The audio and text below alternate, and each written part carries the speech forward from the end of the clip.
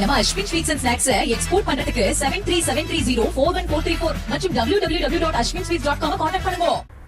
ஈரோடு மாவட்டம் சத்தியமங்கலம் சுற்றுவட்டார பகுதிகளிலும் இரவு முழுவதும் பெய்த கனமழை காரணமாக குந்தி பொம்மனூர் பகுதியில் இருக்கக்கூடிய வாய்க்காலில் நீர் ஆர்ப்பரித்து தரைப்பாலத்தை தொட்டவாறு ஓடுகிறது. இதனால் தரைப்பாலத்தின் அருகாமையில் இருக்கக்கூடிய வீடுகள் மற்றும் விளைநிலங்களுக்குள்ளும் நீர் புகுந்ததால் மக்கள் கடும் அவதிக்கு ஆளாகி இருக்கிறார்கள்.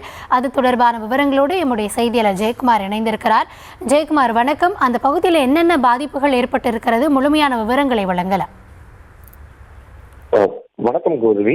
சத்தியமங்கலம் பகுதியில் இரவு முழுவதும் பெய்த கனமழை காரணமாக செண்பகப்புதூர் கிராமம் அருகே உள்ள வாய்க்காலில் வெள்ள நீர் பெருக்கெடுத்து ஓடியது. தமிழகத்தில் உள்ள 10க்கும் மேற்பட்ட மாவட்டங்களில் கனமழை பெய்யக்கூடும் என வானிலை ஆய்வு மையம் தெரிவித்திருந்தது. இதனைத் தொடர்ந்து பல்வேறு மாவட்டங்களில் தற்போது கனமழை பெய்து வருகிறது. இந்நிலையில் ஈரோடு மாவட்டம் சத்தியமங்கலம் பகுதியில் நேற்று இரவு முழுவதும் கனமழை பெய்தது. இதனால் சத்தியமங்கலம் அருகே உள்ள செண்பகப்புதூர் கிராமம் குந்தி பொம்மனூர் பகுதியில் உள்ள வாய்க்காலில் தரைப்பாலத்தை தொட்டவாறு வெள்ள நீர் பெருக்கெடுத்து ஓடியது. மேலும் தரைப்பாலத்தின் அருகாமையில் உள்ள வீடுகள் மற்றும் விளைநிலங்கள் ஆகிய பகுதிகளில் வெள்ளநீர் புகுந்தது. இதனால் அப்பகுதி பொதுமக்கள் கடும் அவதிக்குள்ளாயினர்.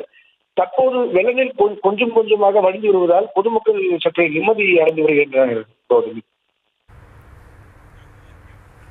விவரங்களுக்கு நன்றி ஜெயக்குமார்.